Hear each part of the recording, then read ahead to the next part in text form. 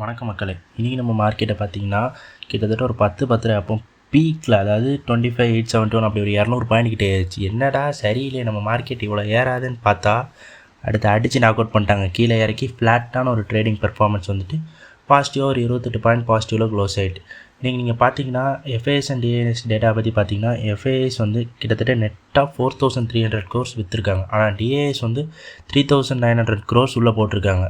So நமக்கு வந்து ஒரு ஃப்ளாட்டான பெர்ஃபார்மன்ஸ் இன்றைக்கி இருந்திருக்கு. அதுக்கடுத்து இன்றைக்கி நீங்கள் பார்த்தீங்கன்னா நமக்கு எல்லாத்தோட ரிசல்ட் இந்த வாரம் வரும்னு சொல்லியிருந்தேன். அதே மாதிரி நமக்கு நிறைய பேங்க்கோட ரிசல்ட்டு, அதுக்கடுத்து எல்லாத்தோட ரிசல்ட் வந்துருக்கு. அதே மாதிரி இப்போ பேங்க் நிஃப்டியை ஏற்றி தூக்கி வச்சு நிப்பாட்டினதே பிஎஸ்யூ பேங்க்ஸ் மட்டும்தான். அதே மாதிரி இன்றைக்கி பார்த்தீங்கன்னா இன்ஃபோசிஸ் நம்ம பேசின மாதிரியே இன்றைக்கி ஒரு 6% கிட்ட ஏறி இருந்துச்சு. அது காரணம் ஏடிஆர் ஏறி இருந்துச்சு. நான் ஏற்கனவே கூட சொல்லியிருந்தேன். டெக் மஹேந்திரா ஒரு 4% ஏறி இருந்துச்சு. விப்ரோ ஒரு 3% ஏறிடுச்சு. விப்ரோட ரிசல்ட் வந்துருக்கு, அதை பற்றி அப்புறமா டிஸ்கஸ் பண்ணுவோம். ஹெச்சிஎல் பார்த்திங்கன்னா கிட்டத்தட்ட ஒரு 1.5% ஏற்றம் இருக்குது. ஆனால் டிசிஎஸ் மட்டும் பார்த்திங்கன்னா ஓரளவுக்கு ஒரு ஃப்ளாட்டான பாசிட்டிவ் பெர்ஃபார்மன்ஸில் இருந்துச்சு. இன்றைக்கி ஐடி இண்டெக்ஸே ஓவராலாக பாசிட்டிவாக தான் இருந்துச்சு. அதே மாதிரி இன்றைக்கி ரிலையன்ஸோட ரிசல்ட் வருது. ஃபெடரல் பேங்க் பார்த்திங்கன்னா இன்றைக்கி ஒரு 10% கிட்டே ஏறி இருந்துச்சு. அதுக்கான காரணத்தையும் நான் அப்புறமா சொல்கிறேன். அதுக்கடுத்து என்னென்னு பார்த்திங்கன்னா இப்போது சிப்லா வந்து ஒரு 5% இன்றைக்கி அடிச்சிருக்காங்க. அதுவும் என்னென்னு இப்போ நம்ம பார்ப்போம்.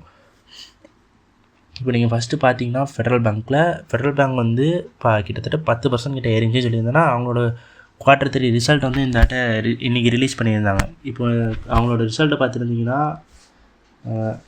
நான் இன்றைக்கி பாக்கெட் ரிசல்ட் அவ்வளோ ஒன்றும் பெருசாக தெரில. அவங்க இவ்வளோ 10% ஏற்றுற அளவுக்கு இப்போது கிட்டத்தட்ட இது ஒரு பீக் வேல்யூவேஷன் கிட்ட தான் வந்துட்டுருக்கு. இப்போ நீங்கள் பார்த்தீங்கன்னா அவங்க குவார்டர் ப்ராஃபிட்டும் ஏற்றிருக்காங்க, இயர் ப்ராஃபிட்டும் ஏறி இருக்குது. ரெவன்யூ பார்த்தீங்கன்னா கன்சிஸ்டன்ஸாக இன்க்ரீஸ் ஆகி வந்திருக்கு. ஆப்ரேட்டிங் ப்ராஃபிட் மார்ஜினும் ஏறிட்டு தான் வருது. அதே மாதிரி இப்போ பார்த்தீங்கன்னா கிராஸ் என்பிஏ குறைச்சிட்டு வராங்க, நெட் என்பிஏவும் குறைச்சிட்டு வராங்க.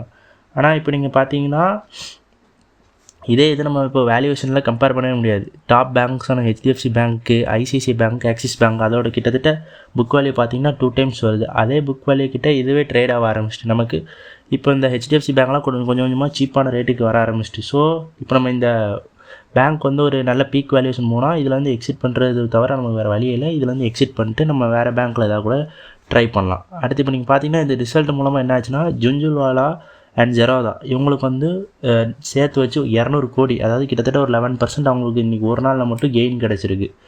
ஸோ இது வந்து ஜுன்ஜுன்வாலாவுக்கும் ஜெரோதாவுக்கும் ஒரு நல்ல விஷயம் தான். இப்போ அடுத்து பார்த்தீங்கன்னா எல்டி மைண்ட்ரியில் வந்து பார்த்திங்கன்னா அவங்களுக்கு வந்து ஒரு கவர்மெண்ட் ஆர்டரை இப்போ நம்ம பிடிச்சிருக்காங்க. கிட்டத்தட்ட $330 million, அதாவது கிட்டத்தட்ட ஒரு 3000 கோடி ப்ராஜெக்டை வந்து சென்ட்ரல் போர்ட் ஆஃப் டைரக்ட் டேக்ஸஸ்லேருந்து வாங்கியிருக்காங்க ஏஐ சம்மந்தமாக. இது வந்து அவங்களோட big deal, one of the big டீலாக ஆகிட்டு இப்போ ஐடி சர்வீஸ் செக்டர்லேயே இதான் 3வது பிக் டீல் கடந்த ஒரு வருஷத்தில் அப்படி பார்த்தோம். அதுக்கடுத்து நீங்கள் பார்த்தீங்கன்னா சிப்லா பார்த்தீங்கன்னா இன்றைக்கி வந்து ஒரு 5% அடிச்சிருந்தாங்க. ஏன் அடிச்சிருந்தாங்கன்னா சிப்லாவில் வந்து அவங்களோட குளோபல் மேனுஃபேக்சரர், அதாவது அவங்களோட கீ மேனுஃபேக்சரர் வந்து எப்படின்னா யூஎஸ் எஃப்டிஏ என்ன பண்ணியிருக்காங்கன்னா அவங்களுக்கு வந்து சில வார்னிங்ஸ் கொடுத்துருக்காங்க. இந்த வார்னிங்ஸ்னால என்ன பண்ணியிருக்காங்கன்னா மார்க்கெட் வந்து இதை பார்த்து பயந்து அங்கே யூஎஸ் மார்க்கெட்டில் இப்படி நடக்கிறதுனால இந்தியன் மார்க்கெட்டில் சிப்லாவை அடிச்சிருக்காங்க. ஆனால் இதில் வந்து சிப்லா இப்போ நீங்கள் பார்த்தீங்கன்னா என்றைக்கு பார்த்தாலுங்க சிப்லா வந்து ஒரு நல்ல கம்பெனி தான். ஓரளவுக்கு மாட்ரேட் வேல்யூவேஷனில் இருக்குது. சிப்லா இன்னும் கொஞ்சம் இறங்கும் நான் எதிர்பார்க்குறேன். இப்படி இறங்கிச்சுன்னா நீங்கள் வந்து கன்சிடர் பண்ண ரெடியாக இருக்கும். ஆனால் இது வந்து ஒரு கரெக்டான வேல்யூவேஷன் தான். ஷிப் பண்ணுற மாதிரி இருந்தால் இந்த ரேஞ்சில் வச்சு ஷிப் பண்ணலாம். அதுக்கடுத்து இப்போ நீங்கள் பார்த்தீங்கன்னா ஹெச்சிஎல் குரூப், அதாவது ஹெச்சிஎல் டெக் வந்து ஏற்கனவே ஒரு அனௌன்ஸ்மெண்ட் விட்டுருந்தாங்க. ஃபாக்ஸான் கூட சேர்ந்து அவங்க வந்து ஒரு செமிகண்டக்டர் சிப் செய்ய போகிறாங்க இந்தியாவில். இதுக்கு வந்து கிட்டத்தட்ட 40% வந்து ஃபாக்ஸானோட ஷேராக வச்சுருப்பாங்க, 60% வந்து ஹெச்சிஎல் வந்து ஒரு ஷேராக வச்சுருக்கேன்னு சொல்கிறாங்க. ஃபாக்ஸான் வந்து ஏற்கனவே கிட்டத்தட்ட ஒரு 312 கோடி இதுக்குள்ளே போட்டுட்டாங்க. அது இன்னும் என்ன சொல்கிறாங்கன்னா 424 crores போடுவோன்னு அவங்க சொல்கிறாங்க. அதுக்கப்புறம் இந்த கம்பெனியோட பேர் வந்து இந்தியா சிப் ப்ரைவேட் லிமிடெட்னு வைக்க போகிறோன்னு சொல்லிகிட்டு இருக்காங்க. இப்போ நீங்கள் பார்த்தீங்கன்னா இது வந்து ஹெச்சிஎலுக்கும் ஃபாக்ஸானுக்கும் ஒரு ரொம்ப நல்ல செய்தி தான். இப்போ அடுத்து பார்த்தீங்கன்னா பாலிகேப்பும் இந்த காலத்தில் 3rd quarter ரிசல்ட்டை அனௌன்ஸ் பண்ணியிருந்தாங்க. நீங்கள் பார்த்தீங்கன்னா பாலிகேப் வந்து இன்றைக்கி ஒரு 2.5% அடிச்சிருந்தாங்க. பாலிகேப்போட ரிசல்ட் வந்து கொஞ்சம் வீக்காக தான் இருக்குது போன குவார்ட்டரை கம்பேர் பண்ண வச்சுட்டு. இப்போ நீங்கள் பார்த்தீங்கன்னா அவங்களோட ரெவன்யூ வந்து 46% ஏறி இருக்குது. ஆனால் இப்போ நீங்கள் பார்த்தீங்கன்னா பாலிகேப்போட வேல்யூவேஷன் வந்து நம்ம முன்னாடி கன்சிடர் பண்ண சரி அதே வேல்யூவேஷனில் இருக்குது தான், இதே வேல்யூவேஷனில் தான் இன்னும் ட்ரேட் ஆகிட்டுருக்கு. நீங்கள் பார்த்தீங்கன்னா ரெவன்யூ ஏறிச்சுன்னா நமக்கு வந்து இந்த வேல்யூவேஷன் பற்றி கவலை இல்லை. ஏன்னா அது வந்து வேல்யூவேஷன் வந்து ரெவன்யூ வச்சு பார்த்துக்கலாம். இப்போ நீங்கள் பார்த்தீங்கன்னா செப்டம்பருக்கு டிசம்பருக்கு அதாவது குவார்டர் ப்ராஃபிட் வந்து கிட்டத்தட்ட இறங்கியிருக்கு. ஆனால் ஏரியான ப்ராஃபிட்டில் ஏறி இருக்குது. இப்போது ஏன் குவார்டர் ப்ராஃபிட் இறங்கியிருக்குன்னு சொல்கிறாங்கன்னா, அவங்க வந்து அவங்களோட ஆடுக்கு நிறைய ஸ்பெண்ட் பண்ணியிருக்கேன்னாங்க. ஃபஸ்ட்டு வந்து 20 crores கிட்ட ஸ்பெண்ட் பண்ணியிருந்தோம்னாங்க. இப்போ வந்து கிட்டத்தட்ட 60-70 crores, அதாவது 4 times அவங்க வந்து ஆடுக்காக ஸ்பெண்ட் பண்ண ஆரம்பிச்சிட்டோங்கிறாங்க. இது வந்து அந்த கம்பெனிக்கு வந்து ஓரளவுக்கு ஒரு நல்ல விஷயம் தான், நமக்கும் ஒரு நல்ல விஷயம் தான். இந்த கம்பெனி வந்து காப்பரோட ப்ரைஸஸ் ஏறுது, அதனால தான் இவங்களோட ரெவன்யூ இன்னும் கொஞ்சம் டவுன் ஆகுதுன்னு நான் நினைக்கிறேன். இப்போ காப்பரோட ப்ரைஸஸ் ஓரளவுக்கு ஸ்டேபிள் ஆகிட்டுனா இதோட ரெவன்யூ பற்றி கவலைப்படுறதுக்கு ஒன்றுமே இல்லை.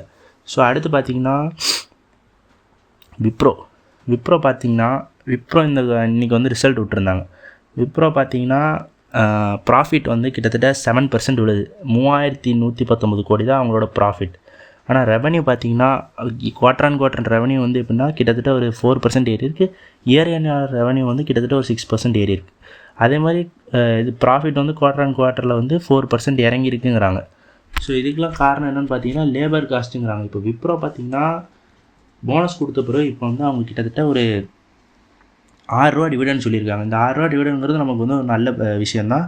இவங்களோட டிவிடெண்ட் ஈல்டு பார்த்திங்கன்னா 2.24% இருக்குது. இது வந்து நமக்கு வந்து பேங்க் அளவுக்கு இல்லாட்டி நமக்கு வந்து இப்போதைக்கு ஒரு நல்ல டிவிடெண்டுக்காக நம்ம இதை யூஸ் பண்ணிக்கலாம். இப்போ அடுத்து பார்த்திங்கன்னா விப்ரோ வந்து அவங்களோட ரிசல்ட் பற்றி பார்த்தோன்னா ஆப்ரேட்டிங் ப்ராஃபிட் மார்ஜின் வந்து கிட்டத்தட்ட ஒரு 50-60 கோடி இறங்கிருக்கு. ஸோ போன குவார்ட்டரில் 4372 crores ப்ராஃபிட் பண்ணியிருக்காங்க. இந்த குவார்ட்டரில் 4296 crores தான் ப்ராஃபிட்டு பண்ணியிருக்காங்க. இயர் ப்ராஃபிட்டும் கிட்டத்தட்ட ஒரு 300 கோடி இறங்கியிருக்கு. ஸோ அவங்களோட ஆப்ரேட்டிங் ப்ராஃபிட் மார்ஜினும் கொஞ்சம் அடி வாங்கிட்டு இருக்கு. அதர் இன்கம் இன்ட்ரெஸ்ட்டில் வந்து அவங்களுக்கு நிறைய காசு போகுது. அதுக்கப்புறம் அவங்களோட டிப்ரிசியேஷனில் நிறைய காசு போயிட்டுருக்கு. ஸோ இப்போ பார்த்தோம்னா நெட் ப்ராஃபிட்டும் கிட்டத்தட்ட போன குவார்ட்டரோட இறங்க தான் செஞ்சுருக்கு. ஸோ இதுக்கு விப்ரோட ரீசன் என்னவாக இருக்கும்னு நான் நினைக்கிறேன்னா, இப்போது as of new labour cost விட்டுருந்தாங்க, உங்களுக்கே நல்லா தெரியும். ஸோ இந்த நியூ லேபர் காஸ்ட்னால என்ன நடக்குதுன்னா விப்ரோவுக்கு வந்து கிட்டத்தட்ட ஒரு 7% இதனால் ரெவன்யூ அடி வாங்குன்னு சொல்லிட்டு இருக்காங்க. இது மட்டும் உண்மையாக இருந்துச்சுன்னா விப்ரோவுக்கு வந்து ரெவன்யூ இறங்கினதுல இந்த இதுவும் ரொம்ப முக்கியமான இம்பார்ட்டன்ட் பார்ட்ஸ்னு என்னால் புரிஞ்சிக்க முடியுது. ஸோ அடுத்து பார்த்திங்கன்னா டாடா டெக்னாலஜி குவார்ட்டர் 3 ரிசல்ட் வந்து பார்த்திங்கன்னா 96% எழுந்திருக்குங்கிறாங்க. ஏன்னா அவங்களுக்கு வந்து கிட்டத்தட்ட அந்த லேபர் காஸ்ட்டு அடுத்து அவங்களோட கம்பெனியோட வேல்யூவேஷன் எதுவுமே சரியில்லாதனால அவங்களோட ப்ராஃபிட்லாம் நல்லா இறங்கியிருக்கு. இப்போ நீங்கள் பார்த்தீங்கன்னா கிட்டத்தட்ட இந்த ரெவன்யூ வந்து கிட்டத்தட்ட ஒரு 3.5% ஏறி இருக்குது இயர் ஆன் இயரில். அடுத்து பார்த்தீங்கன்னா இப்போது டாடா டெக்னாலஜிஸ் பொறுத்த வரைக்கும் இப்போ வந்து ஒரு நல்ல அட்ராக்டிவான வேல்யூவேஷன்லேயே இல்லை. ஸோ வேறு எதாவது ஆப்பர்ச்சுனிட்டி வந்தால் மட்டும் நம்ம இதில் செக் பண்ணுவோம். இப்போதைக்கு இது வந்து 40 PE அரௌண்ட் 40 PE ட்ரேட் ஆகிட்டுருக்கு. இது நமக்கு கரெக்டான வேல்யூவேஷனே இல்லை. அரௌண்ட் 6 times புக்கில் இருக்குதுன்னு நினைக்கிறேன். இன்னும் நல்ல ஸ்டாக் இறங்கினா மட்டும் தான் நம்மளால் இதை வாங்க முடியும். இப்போதைக்கு இதை நீங்கள் கன்சிடர் பண்ணாதீங்கன்னு தான் நான் சொல்லுவேன். இப்போ நீங்கள் பார்த்தீங்கன்னா கிட்டத்தட்ட அவங்களோட ப்ராஃபிட் பார்த்தீங்கன்னா அதர் இன்கம் வந்து ப்ராஃபிட்டே இல்லை. அதுலேருந்து இன்ட்ரெஸ்ட் வந்து கிட்டத்தட்ட ஒரு 9 கோடி பிடிச்சிருக்காங்க. ப்ராஃபிட் ஆஃப்டர் டேக்ஸ் பார்த்தீங்கன்னா 22 கோடியாக இருக்குது. ஆனால் நெட் ப்ராஃபிட் பார்த்தீங்கன்னா எவ்வளோ அடி வாங்கியிருக்கு பாருங்கள். இந்த குவார்ட்டரில் ஒரு ப்ராஃபிட்டுமே இல்லை. போன குவார்ட்டரோடு இந்த குவார்ட்டருக்கு எவ்வளோ ப்ராஃபிட் இறங்கியிருக்கு நீங்களே பாருங்கள். இது நமக்கு வந்து இப்போ வந்து ஒரு பீக் வேல்யூவேஷன் இருக்குது. பீக் வேல்யூவேஷனை நம்ம வந்து வாங்குறது வந்து முட்டாள்தனம்னு நான் சொல்லுவேன். ஸோ இது வந்து இன்னொரு நல்ல இறங்கட்டும், அதுக்கப்புறம் நம்ம பார்த்துக்கலாம். இப்போதைக்கு இதில் நீங்கள் கை வைக்காதீங்க, அவ்வளோதான் நான் சொல்லுவேன். சென்ட்ரல் பேங்க் வந்து அவங்க நெட் ப்ராஃபிட் எப்படின்னா கிட்டத்தட்ட ஒரு 30% ஏறி இருக்குங்கிறாங்க. ஆனால் இது வந்து எப்படி ஏறிச்சுங்கிறாங்கன்னா அதர் இன்கம் மூலமாக தான் இந்த ப்ராஃபிட் மேக்ஸிமம் ஏறி இருக்குங்கிறாங்க. ஸோ இப்போ நீங்கள் பார்த்தீங்கன்னா சென்ட்ரல் பேங்க்கில் அதர் இன்கம்க்காக சொல்லி இன்றைக்கி இந்த ஸ்டாக்கு கொஞ்சம் ஏற்றி வச்சுருந்தாங்க. கிட்டத்தட்ட ஒரு 1% கிட்டே ஏற்றுனாங்க. சென்ட்ரல் பேங்க் வந்து ஒரு சின்ன பேங்க் தான். இது நீங்கள் கன்சிடர் பண்ணுற மாதிரி இருந்தால் இது இப்போ டைமில் இன்னும் கொஞ்சம் இறங்க வேண்டியது இருக்குது. புக் வேல்யூ ஓரளவுக்கு நல்லா தான் இருக்குது. ஆனால் இன்னும் கொஞ்சம் இறங்கி ஒரு 30 ரூபா கிட்ட வந்துச்சுன்னா நீங்கள் கன்சிடர் பண்ணலாம். ஆனால் இப்போது ஓரளவுக்கு வேல்யூவேஷன் வந்து ஓகேஷாக இருக்குது. ஆனால் நமக்கு இன்னும் நல்லா இறங்குறது தான் நமக்கு ஒரு நல்ல வாய்ப்பு. நீங்கள் பார்த்தீங்கன்னா நமக்கு வந்து ப்ராஃபிட் பார்த்தீங்கன்னா 345 கோடி நெகட்டிவாக தான் பண்ணியிருக்காங்க. ஆனால் அதர் இன்கமில் பார்த்தீங்கன்னா 1900 கோடி பண்ணியிருக்காங்க. இந்த அதர் இன்கம் மட்டும்தான் இந்த கம்பெனி இன்றைக்கி தூக்கி நிப்பாட்டி இருக்குது. அடுத்து பார்த்தீங்கன்னா பிர்லா ஓப்பஸில் ஐடிசியோட CEO நிப்பாட்டியிருக்காங்க.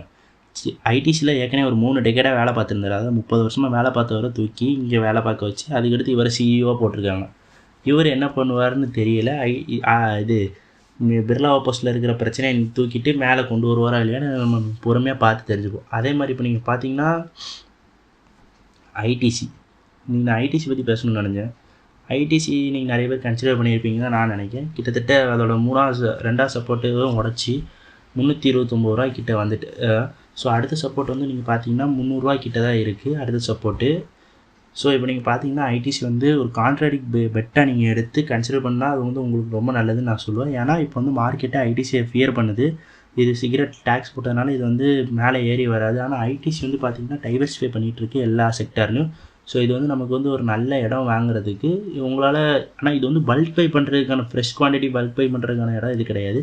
நீங்கள் சிப் பண்ணுங்கள் இந்த இடத்துல உங்களுக்கு இறங்கியிருக்குன்னு நினச்சி நீங்கள் பார்த்துட்ருக்கீங்க. இப்போ நீங்கள் சிப் பண்ணால் உங்களுக்கு வந்து ஃப்யூச்சரில் இது வந்து ரொம்ப நல்லாயிருக்கும். இவங்க வந்து அவங்க ரெவன்யூவை நல்லா ஸ்ப்ளிட் பண்ண ஆரம்பிச்சிட்டாங்க. ஸோ ஒரு 10-20 வருஷத்தில் ஐடிசி வந்து எங்கேயும் வேல்யூவேஷன் தள்ளி போயிடும். ஸோ இப்போவுமே பார்த்து ஸ்ப்ளிட் பண்ணி ஒழுங்காக நீங்கள் சிப் பண்ணிங்கன்னா உங்களுக்கு இது ஒரு நல்ல வேல்யூவேஷனில் இருக்குது. அவ்வளோதான் நான் சொல்கிறேன். அதுக்கடுத்து மீண்டும் நாளை சந்திப்போம் மக்களே. மிக்க நன்றி.